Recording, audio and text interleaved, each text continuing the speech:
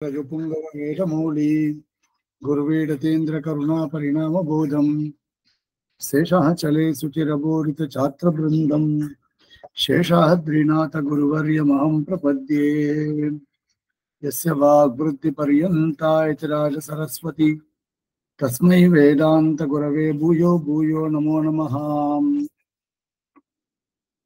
எல்லாருக்கும் அடியனுடைய பிரணாமங்கள்.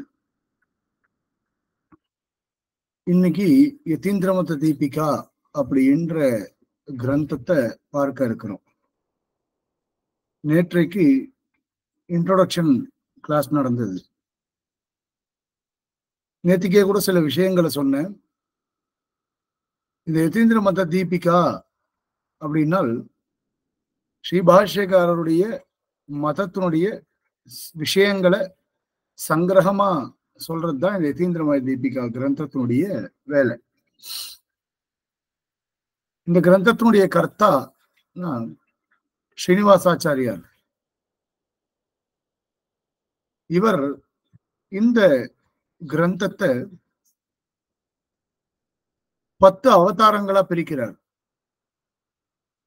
எப்படி எம்பெருமானுக்கு 10 அவதாரங்கள், இச்சா மீன விகார கச்சபமஹா போத்ரின் எதிர்ச்சாஹரேன்னு தசாவதார ஸ்தோத்திரத்துல 10 அவதாரங்கள் மீனோடு ஆமை கேளரியாய்னு சொல்றோமோ, இங்க 10 அவதாரங்கள் பிரத்யக்ஷம், அனுமானம், சப்தம், பிரகிருதி, காலம், நித்திய விபூதி, தர்மபூத ஞானம், ஜீவன், ஈஸ்வரன், அத்ரவியம் அப்படின்னு 10 அவதாரங்கள் இந்த டெக்ஸ்ட்லயும் கொடுக்கப்பட்டிருக்கு. அது அப்படி பிரிச்சிருக்கார். ஒரு கிரந்தத்தை ஆரம்பிக்கும் பொழுதும் மங்கள ஸ்லோகங்கள் அப்படின்னு பண்ணுவா. நீங்க எல்லா கிரந்தங்கள்லயும் சாஸ்திர கிரந்தங்கள்ல பார்த்திருக்கலாம், ஆரம்பத்துல ஸ்லோகங்கள் இருக்கும். எதுக்காக இந்த மாதிரியான ஆரம்பத்துல ஸ்லோகங்கள் இருக்கு அப்படின்னா, நிர்விக்ன பரிசமாப்தியர்த்தம் மங்களம் ஆச்சரியத்தே அப்படின்னு சொல்லுவார். நாம கூட ஒரு நல்ல காரியம் நடக்கணும்னா நிர்விக்னமா முடியணும் அப்படின்றதுக்காக விஸ்வக்சேன ஆராதனங்கள்லாம் பண்றோம் இல்லையா? ஒவ்வொரு காரியத்தப்பும் விஸ்வக்சேன ஆராதனம்ன்றது உண்டு. எந்த நல்ல காரியம் பண்ணாலும் விஸ்வக்சேன ஆராதனம் உண்டு. எதுக்காக பண்றோம்? விக்னம் இல்லாமல் முடியணும் அப்படின்றதுக்காக பண்றோம். அதே மாதிரி கிரந்தம் எழுத ஆரம்பிக்கக்கூடியவள் மங்கள ஸ்லோகங்கள் அப்படின்னு எழுதுவா. நீங்க எல்லாத்துலயுமே பார்க்கலாம். காளிதாசனுடைய கிரந்தங்கள்ல கூட வாகர்த்தாவிவ சம்பிருக்தௌ வாகர்த்த பிரதிபத்தையே ஜெகத பிதரவு வந்தே பார்வதி பரமேஸ்வரவு அப்படின்னு ரகுவம்சத்திலே பண்றான். இந்த மாதிரி எல்லா கிரந்தங்கள்லயும் மங்கள ஸ்லோகங்கள் அப்படின்னு இருக்கும். இந்த சுவாமியும், இந்த ஸ்ரீனிவாசாச்சார் சுவாமியும் யதீந்திரமத தீபிகா கிரந்தத்தை எழுதும் பொழுது மங்கள ஸ்லோகங்கள் அப்படின்னு பண்றார். இஷ்ட தேவதைகளை வேண்டிக் கொண்டு கிரந்தங்களை எழுத ஆரம்பிக்கிறது. இஷ்ட தேவதா நமஸ்காரம் அப்படின்னு சொல்லுவார். நமக்கு யார் பிரியமான தேவதைகளோ, இப்ப நான் மதுராந்தகத்துல இருக்கேன், அடியன் ஊர்ல ராமன் எழுந்தருளி இருக்கிறார். என்னோட சொந்த ஊர் காஞ்சிபுரம். காஞ்சிபுரம்ல தேவாதிராஜன் எழுந்தருளி இருக்கிறார். இந்த மாதிரி இஷ்ட தேவதைகளை நமஸ்காரம் பண்ணிண்டு கிரந்தங்களை எழுத ஆரம்பிக்கிறது அப்படின்னு ஒண்ணு உண்டு. இப்ப பாருங்களேன், இந்த டெக்ஸ்ட ஓபன் பண்ணி வச்சுட்டு பாருங்க. நான் மோஸ்ட்லி இன்னைக்கு சில பேரிடத்துல கேட்டிருக்கேன். இன்னைக்கு நான் அந்த தமிழ்ல நான் PDF அனுப்பிடுறேன். அதாவது மூலம் சம்ஸ்கிருதத்துல இருந்து தமிழ்லயும் கேட்டிருக்கேன் வியாக்கியானங்கள். இல்ல அப்படியே ஃபுல்லா வியாக்கியானம் மாத்திரம் அப்படியே இருக்கிறா போலையும் கேட்டிருக்கேன். அது நான் எப்படி கிடைக்கிறதுன்றத பார்க்கிறேன். 2 மங்கள ஸ்லோகங்கள் இந்த கிரந்தத்துல இருக்கு. முதல் ஸ்லோகம் ஸ்ரீவேங்கடேஷம் கரிசைலநாதம் ஸ்ரீதேவராஜம் கட்டிகாத்ரி சிம்மம் கிருஷ்ணேன சாக்கம் யதிராஜமீடே ஸ்வப்னேச்ச திருஷ்டான் மமதேசிகேந்திரான். ஒரு ஸ்லோகம் அப்படின்னு எடுத்துட்டோம்னு வச்சுக்கோங்களேன், முதல்ல அன்வயப்படுத்தி பார்க்கணும். அன்வயம்னா ப்ரோஸ் ஆர்டர் அப்படின்னு அர்த்தம். ஒரு ஸ்லோகத்தை அர்த்தம் தெரிஞ்சுக்கணும் அப்படின்னால் அதுல முதல்ல தாத்து எங்க இருக்குன்னு பார்க்கணும். தாத்துனா கிரியாபதம், வர்ப், தமிழ் சொன்னா வினைச்சொல், இது எங்க இருக்குன்றத பார்க்கணும். அந்த தாத்துவை கொண்டுதான் அந்த ஸ்லோகத்திற்கு அர்த்தம் சொல்லணும். சுக்லாம்பரதனம் விஷ்ணும் சசிவர்ணம் சதுர்புஜம் பிரசன்னவதனம் தியாயேத் சர்வ விக்னோப சாந்தையே. இப்ப தியாயேத் அப்படின்னு இருக்கு. தியாயேத் அப்படின்னா தியானம் செய்யப்பட வேண்டும் அப்படின்னு அர்த்தம். யாரோ ஒருத்தர் ஸ்ரீகாந்த் வந்து தியாயேத், ஸ்ரீகாந்த் தியானம் பண்ணணும் அப்படின்னு அர்த்தம். எதுக்கு தியானம் பண்ணணும்? தியாயேத் சர்வ விக்ன உபசாந்தையே. சர்வ விக்ன உபசாந்தையே, எல்லா விக்னங்களும் நீங்குவதற்காக தியாயேத் தியானம் செய்ய வேண்டும். யாரை தியானம் செய்ய வேண்டும் அப்படின்னு அடுத்த ஒரு கேள்வி. உடனே என்ன சொல்லுவோம்? சுக்லாம்பரதரம் விஷ்ணும் சசிவர்ணம் சதுர்புஜம் பிரசன்னவதனம் தியாயேத் சர்வ விக்னோபசாந்தையே தியாயேத் அப்படின்னு அர்த்தம் பண்ணும். அந்த மாதிரி இந்த ஒவ்வொரு ஸ்லோகத்துக்குமே, உதாரணத்துக்கு அந்த ஸ்லோகம் தெரிஞ்ச ஸ்லோகம் ஆச்சுன்னு சொன்னேன். இப்போ வாகர்த்தாவிவ சம்பிருக்தவ் வாகர்த்த பிரதிபத்தையே ஜெகத பிதரவ் வந்தே பார்வதி பரமேஸ்வரவ் அப்படின்னு காளிதாசனுடைய முதல் ஸ்லோகம். வந்தேன்னு இருக்கு, வணங்குகின்றேன் அப்படின்னு அர்த்தம். ஒருத்தர் வணங்குகின்றேன்னு சொன்னா என்ன சொல்லுவோம்? யாரை அப்படின்னா வாகர்த்தாவிவ சம்பிருக்தவ், அப்புறம் ஜெகத பிதரவ் பார்வதி பரமேஸ்வரவ் அகம் வந்தே. வாக்கையும் அர்த்தத்தையும் போல சேர்ந்தே இருக்கக்கூடியவர்களை, உலகத்திற்கு தாய் தந்தையர்களாக இருக்கக்கூடியவர்களை, பார்வதி பரமேஸ்வரனை அகம் வந்தே நான் வணங்குகின்றேன். எதற்காக வணங்குகின்றேன்? வாகர்த்த பிரதிபத்தையே, வாக்கும் சொல்லும் பொருளும் நன்றாக கிடைப்பதற்காக வணங்குகின்றேன் அப்படின்னு காளிதாசன் சொல்றான். அந்த மாதிரி இந்த சுவாமியும் மங்களம் பண்றார். எப்படி? ஸ்ரீவேங்கடேஷம் கரிசைலநாதம் ஸ்ரீதேவராஜம் கட்டிகாத்ரி சிம்மம் கிருஷ்ணேன சாக்கம் யதிராஜம் ஈடே ஸ்வப்னேச்ச திருஷ்டான் மம தேசிகேந்திரான். இப்ப இங்க வர்பு எங்க இருக்கு? ஈடே அப்படின்னு அர்த்தம். ஈடே அப்படின்னா அடைகின்றேன் அப்படின்னு பொருள். இப்ப திருவடியை அடைகின்றேன், என்ன வேணா வச்சுக்கலாம்.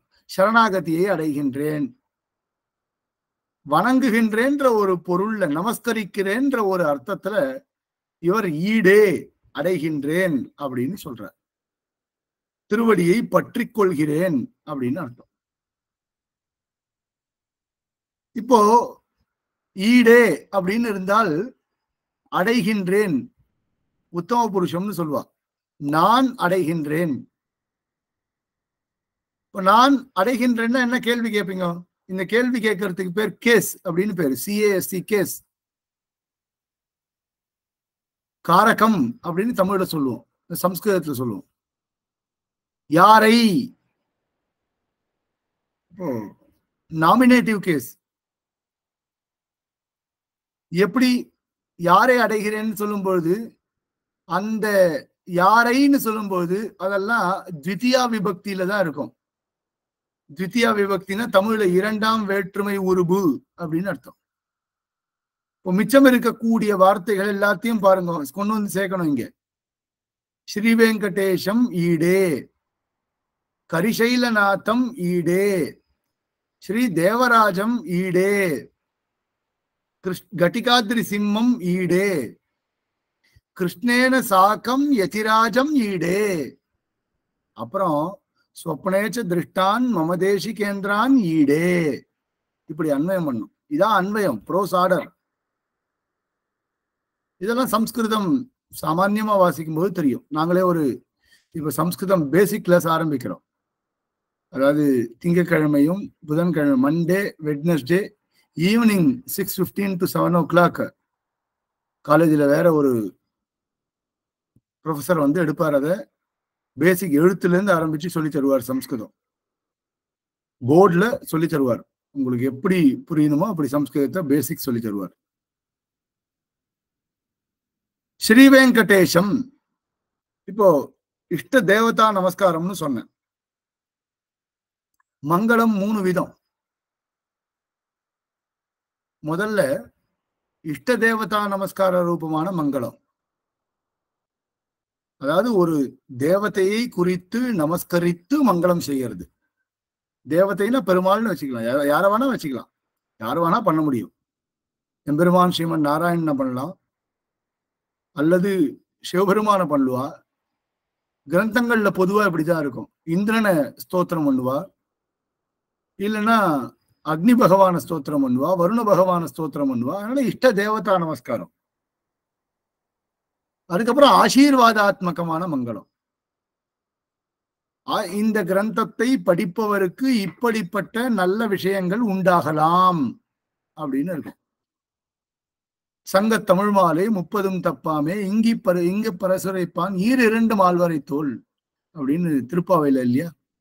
நாச்சியார் திருமொழியில ஒவ்வொரு 10லயும் இதே விஷயங்கள் ரொம்ப ஸ்பஷ்டமா இருக்கும். இந்த 10 வாசிக்கிறவாளுக்கு இந்த மாதிரியான பலன்கள் கிடைக்கும் அப்படின்னு சொல்றது ஆசீர்வாதாத்மகம். ஆசீர்வாதாத்மகமான மங்களம் அப்படியும் பண்ணுவா. அதே மாதிரி வஸ்து நிர்தேசாத்மகமான மங்களம். ஒரு வஸ்துவை சொல்லி மங்களம் பண்றது. இப்போ காளிதாசன் அபிஞான சாகுந்தலத்தெல்லாம் பிரகிருத்திய முன்னிறுத்தி மங்களம் பண்றார். அது வஸ்து நிர்தேசாத்மகமான மங்களம். இந்த மாதிரியான மங்களங்கள் 3 விதங்களாக பிரிக்கப்பட்டிருக்கு.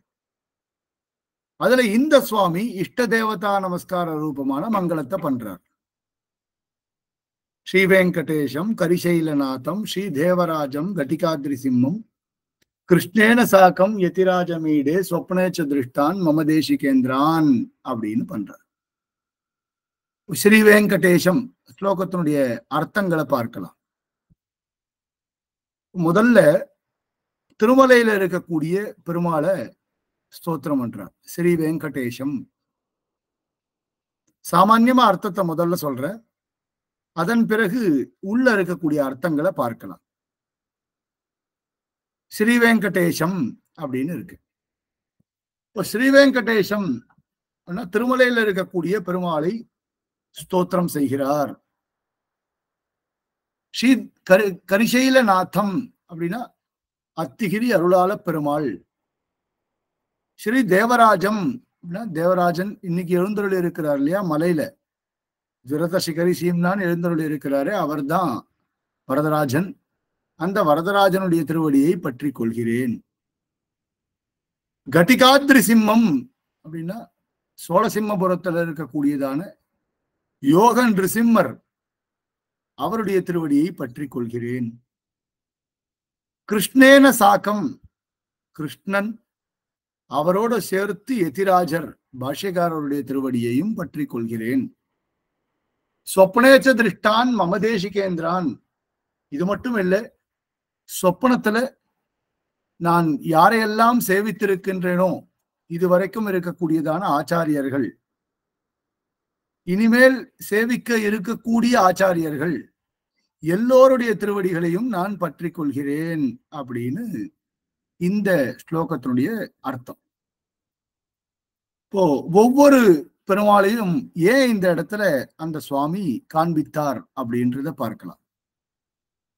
இப்போ ஸ்ரீ வெங்கடேஷம் இவருடைய அப்பா, நேத்திகே சொன்னேன், திருமலையில ஒரு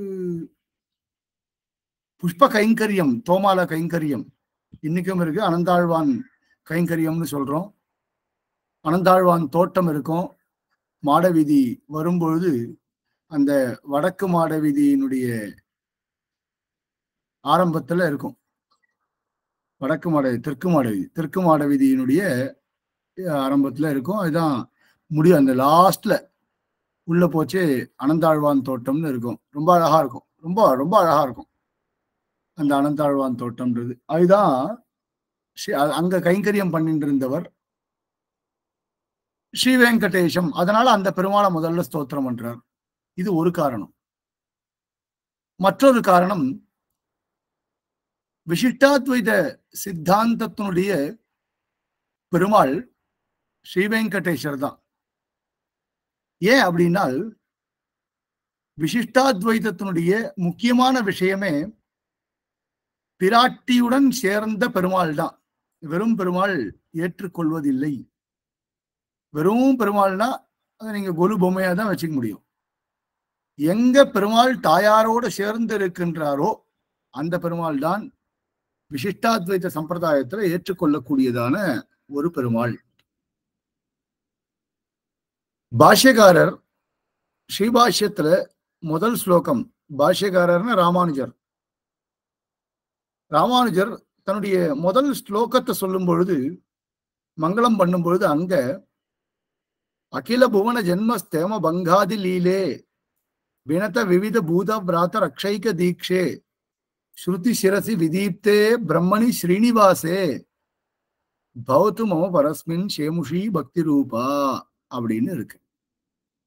பவத்து மம பரஸ்மின், என்னுடைய ஞானமானது இருக்கட்டும், பக்தியுடன் விளங்கட்டும். யாருகிட்ட? ஸ்ரீனிவாசே, ஸ்ரீனிவாசனிடத்திலே அப்படின்னு சொல்லியிருக்க. அதனால இவரும் ஸ்ரீ வெங்கடேஷம்னு முதல்ல ஆரம்பிச்சார். இது மட்டும் இல்லாம நம்மாழ்வார் சரணாகதியை பற்றி வெளிப்படுத்தும் பொழுது, சரண்யன் விஷயமாக சொல்லும் பொழுதெல்லாம், அகலகில்லேன் இறையும் என்று அலர்மேல் மங்கை உரைமார்பா அப்படின்னு 6ஆம் பதிகத்துல ரொம்ப அழகாகவே உலகம் உண்ட பெருவாயான்னு சொல்றார். அப்படி இவருக்கு முன்னாடி இருந்த ஆச்சாரியர்கள் விசிஷ்டாத்வைதத்தினுடைய சாரத்தை சொல்லும் பொழுதெல்லாம் ஸ்ரீனிவாசனை மேற்கோள் காட்டியிருக்கிறார்கள். எத்திர ஸ்ரீஹி சர்வதா நிவசதி ச ஸ்ரீனிவாசா அப்படின்னு இருக்கு. எந்த இடத்துல ஸ்ரீயானவள் நிரந்தரமாக எழுந்தருளி இருக்கின்றாளோ அந்த இடம் ஸ்ரீனிவாசன். இப்போ அகலகில்லேல் இறையுமென்று அலர்மேல் மங்கை உரைமார்பன். அப்போ அகலகில்லேன், நான் விலகிச் செல்ல மாட்டேன்னு அவனுடைய மார்புல உட்கார்ந்துட்டு இருக்கா. இப்போ ஸ்ரீனிவாசன் எத்திர ஸ்ரீஹி சர்வதா நிவசதி, எப்பொழுதும் எழுந்தருளி இருக்கின்றாளோ அப்போ பிராட்டியுடன் கூடியிருக்கக்கூடியதான பெருமாள் ஸ்ரீ வெங்கடேசன். அப்படிப்பட்ட ஸ்ரீ வெங்கடேசனை நான் ஸ்தோத்திரம் செய்கின்றேன் அப்படின்னு முதல்ல யதீந்திரமய தீபிகையை ஆரம்பிக்கும் பொழுது இந்த ஸ்ரீ வெங்கடேசனை ஸ்தோத்திரம் பண்ணி ஆரம்பிக்கிறத நம்ம பார்க்கிறோம். அதுக்கு மேல கரிசைலநாதம் ஸ்ரீ தேவராஜம் அப்படின்னு 2 பதங்கள் இருக்கு. சில பேருடைய அபிப்பிராயம் இங்க 2 பெருமாளையும் ஸ்தோத்திரம் பண்றார் அப்படின்னு சில பேருடைய அபிப்பிராயம். சில பேர் இல்ல இல்ல ஒரு பெருமாளை தான் ஸ்தோத்திரம் பண்றார் அப்படின்னு சொல்றார். இப்ப கரிசைலநாதம் அப்படின்னால் அத்திகிரி அருளாள பெருமாள். கொஞ்ச நாள் முன்னாடி காஞ்சிபுரத்துல ரொம்ப கோலாகலமா நடந்ததோ இல்லையோ, அத்திகிரி அருளாள பெருமாளுடைய வைபவம் நிஜமாவே யோசிச்சு பாருங்க. அடியனுக்கெல்லாம் இன்னும் கூட நம்பவே முடியல. இப்போ குளத்துக்கடியில் அப்படி ஒரு பெருமாள் இருக்கானா? வெறுமை சொல்ற அளவுக்கும் எல்லாரும். இப்போ 1977 எங்க அம்மா அப்பா கல்யாணம் ஆன வருஷம். அவ கல்யாணம் ஆகி வந்து பெருமாளை சேவிச்சிருக்கா. கல்யாணம் ஆகி 8ஆம் நாளோ 9ஆம் நாளோ பெருமாள் வெளில எழுந்தருளி இருக்கிறார். எங்க பாட்டி 98 வயசுல திருநாட்டை அலங்கரித்தார்கள். 2020 அவ 3 வாட்டி சேவிச்சிருக்கா. இதெல்லாம் நம்பவே முடியல. அப்ப குளத்துக்கடியில் அப்படிப்பட்ட பெருமாள் இருக்கானா அப்படின்னு தான் தோணித்து. வெளியில வந்தால் பெருமாள் என்ன ஆச்சரியமா இருக்கான். அத்திகிரி அருளாள பெருமாள் எப்படி இருக்கான் பெருமாள் ஆனந்தமா. ஆழ்வார்கள் பாடிய பெருமாள் எவ்வளவு அழகா இருக்கான். அப்ப குளத்துக்கு அடியில இப்படிப்பட்ட பெருமாள் இத்தனை ஆண்டு காலமாக இருந்திருக்கான் அப்படின்னும் பொழுது இந்த ஜெனரேஷன் இப்ப சேவிச்சவா எல்லாருக்கும் எப்படிப்பட்ட ஒரு தேக புலகாங்கிதம் சேவிக்கும் பொழுது. தேக புலகாங்கிதம்னா கூஸ் பம்ப்ஸ் எப்படி இருக்கும்.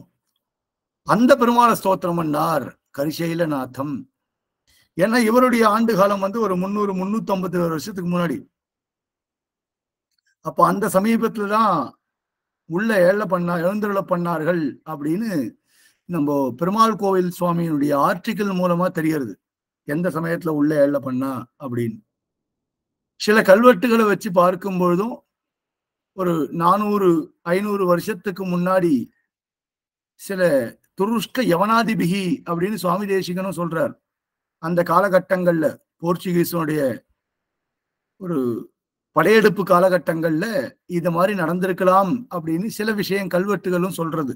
அந்தந்த கோவில்கள்ல இந்த மாதிரி எல்லாம் பண்ணியிருக்கா அப்படின்னு சொல்றது. அதுலதான் இந்த அத்திகிரி பெருமாளும் உள்ள போயிருக்கார் அப்படின்னு சில ரெக்கார்ட்ஸ் சொல்றது. அதுவும் ஒரு 400 வருஷத்துக்கு முன்னாடி.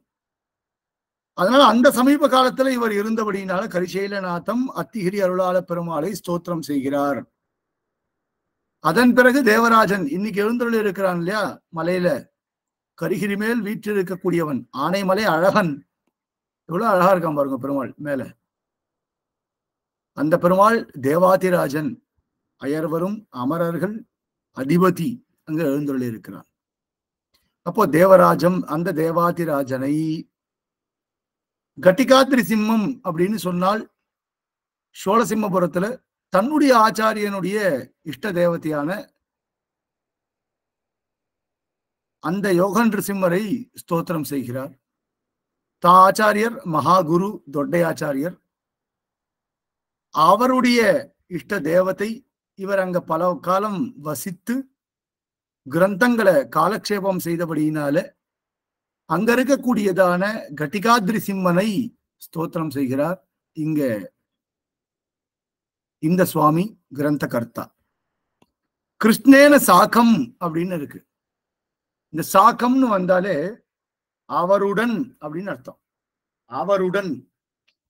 இப்போ I am going to temple with my father அப்படின்னு சொல்றோமோ இல்லையோ. அப்போ வித் அப்படின்றதெல்லாம் சாக்கம். சம்ஸ்கிருதத்துல சாக்கம், சஹா இதெல்லாம் வந்து திருத்தியா விபக்தியோடு சேர்ந்து வரக்கூடியதான வார்த்தைகள். அவரோடு சேர்த்து யதிராஜம். யாரோடு சேர்த்து? கிருஷ்ணனோடு சேர்த்து யதிராஜம். எல்லா ஆத்து பெருமாளும் கிருஷ்ணனாத்தான் இருப்பா. பரம சுலபன். ஒரு நாள் திருவாராதனம் பண்ணா கூட மிச்சம் 9 நாள் திருவாராதனம் பண்ணலன்னா கூட கோச்சிக்க மாட்டான். 9வது நாள் ஒரு வெண்ணைய கப்புல காண்பிச்சுட்டா சந்தோஷமாயிடுவான், ஆனந்தப்படுவான். ஆகையினால எல்லா ராத்திரியும் பெருமாள் நிருசிம்மனை வச்சு யாராவது திருவாராம் பண்ண முடியுமா? பயம் இருக்கும் நமக்கு. நித்தியப்படி திருவாராம் பண்ணணும்ன்ற ஒரு பயம் இருக்கும். கிருஷ்ணன் அப்படின்னா அந்த பயம் இருக்காது. அவன் என்ன பண்ண போறான்? அவன் நம்மளை என்னைக்குமே ரட்சிப்பான். நம்மளை கெடுக்கிறது அவனுடைய வேலை கிடையாது. நமக்கு தண்டனை கொடுக்கறது அவனுக்கு வேலை கிடையாது. நம்மளை ரசிக்க வச்சு அழகு பார்க்கறது தான் அவனுடைய வேலை. அதுதானே அவன் ராச கிரீடை எல்லாம் அதுதானே நம்ம பார்த்திருக்கோம். நாமெல்லாம் பெண்கள், அவன் தானே ஆண். ஸ்திரீ பிராயம் இதர சர்வம் அப்படின்னு தானே சொல்றா. நம்ம சம்பிரதாயமே அதானே. எல்லோரும் பெண்கள், அவன் ஒருவன் தான் ஆண். அதனால்தான் பக்தி பரவசத்துல மூழ்கி திளைக்கிறவன். அதுக்கு என்ன காரணம்? கிருஷ்ணன் ஆகர்ஷதி கிருஷ்ணஹா. நம்மளை சுண்டி இழுக்கிறான் அப்படியே போட்டு. அதனால்தான் அவன் கிருஷ்ணேன சாக்கம். இன்னொன்னு, நமக்கெல்லாம் பேர் உபகாரம் பண்ணியிருக்கான். பெரிய உபகாரம். பகவத்கீதா அப்படின்னு ஒரு உபகாரம். அந்த பகவத்கீதைய அர்ஜுனனுக்கு மட்டுமா அவர் சொன்னார்? நமக்கு சொன்னார். ஒரு ஸ்லோகம் இருக்கு. சர்வோபனிஷதாம் காவஹா போக்தா கோபாலநந்தனா தோக்தா கோபாலநந்தனா பார்த்தோ வத்சஹா சுதீர் போக்தா துக்தம் ஹி கீதாமிருதம் மகத்து. சர்வோபனிஷதாம் காவஹா. எல்லா உபனிஷத்துக்கள் இருக்கு இல்லையா, ஏறக்குறைய 108 உபனிஷத்துக்கள் அப்படின்னு சொல்றோம். நாம 10 உபனிஷத் வச்சுட்டு இருக்கோம். ஆதிசங்கர பகவத் பாதர் 108 உபனிஷத்துக்கும் வியாக்கியானம் பண்ணிட்டார் அப்படின்னு சொல்லிட்டு இருக்கா. நாம ரங்கராமானுஜ முனி நேற்று சொன்னோம் இல்லையா, வேளாமூர் மதுராந்தகத்துக்கு பக்கத்துல, மதுராந்தகத்துல இருந்து மேல்மருவத்தூர் வழியாக வந்தவாசி போகும்பொழுது அங்கு வேளாமூர் அப்படின்னு ஒரு கிராமம் இருக்கு. பெருமாள் சுந்தரராஜ பெருமாள் ரொம்ப அழகா இருப்பார், ரொம்ப ஆச்சரியமா இருப்பார் பெருமாள். அந்த ஊர் தான் அந்த உபனிஷத் பாஷ்யக்காரருடைய அவதார ஸ்தலம், ரங்கராமானுஜருடைய அவதார ஸ்தலம். அந்த ரங்கராமானுஜர் அப்படின்றவர் தான் இந்த 10 உபனிஷத்துக்களுக்கும் வியாக்கியானம் பண்ணியிருக்கார். சர்வோபனிஷதாம் காவஹா, எல்லா உபனிஷத்துக்களும் பசுக்கள். பசுக்கள் இடத்துல பால் கறக்கக்கூடியவன் யாரு? தோக்தா கோபால நந்தனஹா, அவன் தான் கோபால நந்தனன். பார்த்தோ வத்சகா, கண்ணுக்குட்டி இருந்தாதான் பசுமாடு பாலை கறக்கும். கண்ணுக்குட்டி இல்லைன்னா பசுமாடு பாலை கறக்காது. முதல்ல அதுக்கு வச்சு அது வாய வச்சு அந்த பால் வர ஆரம்பிச்ச உடனே கண்ணுக்குட்டியை பிடிச்சி ஓரமா கட்டிட்டு நாம பால் சாப்பிடணும், கறந்து சாப்பிடணும். இதான் நம்மளுடைய வேலை. அப்போ பார்த்தோ வத்சகா, கண்ணுக்குட்டி ஸ்தானத்துல ஒருத்தர் வேணும். யாரு? அர்ஜுனன். சுதீர் போக்தா, கண்ணுக்குட்டி மட்டுமா பால் சாப்பிட்றது? நாம கூட தான் சாப்பிட்றோம், விதவிதமா சாப்பிட்றோம், கார்த்தால ராத்திரின்னு.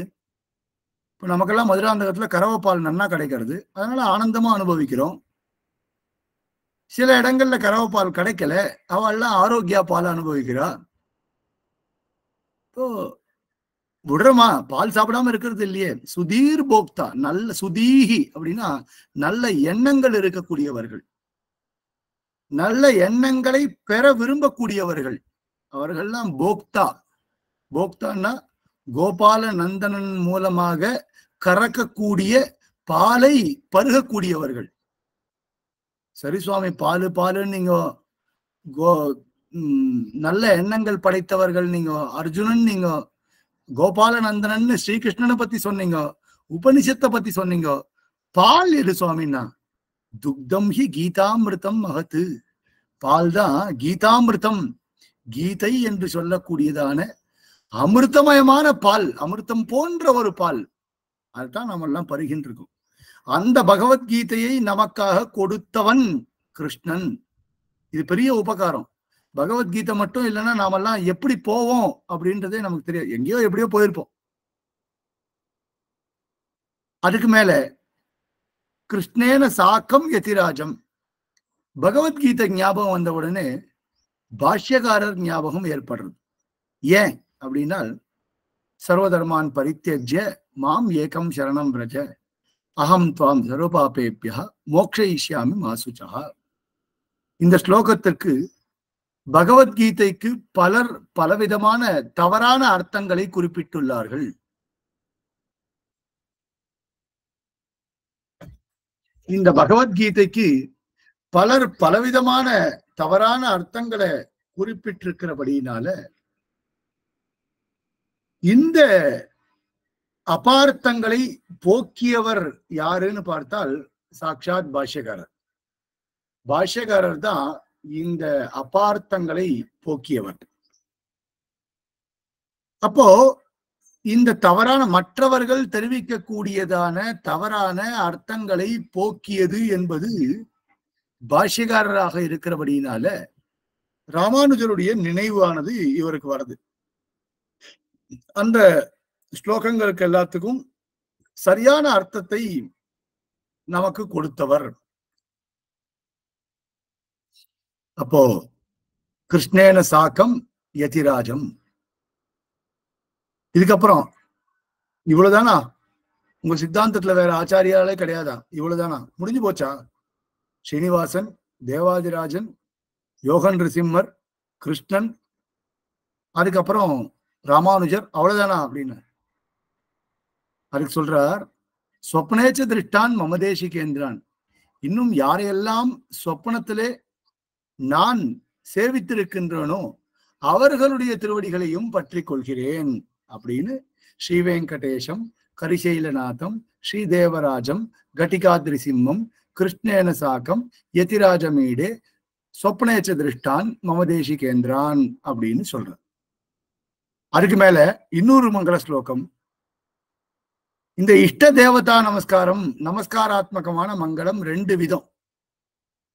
ஒன்னு இஷ்ட தேவதா நமஸ்கார ரூபமான மங்களம், மற்றொன்று குருவந்தன பூர்வகமான மங்களம்.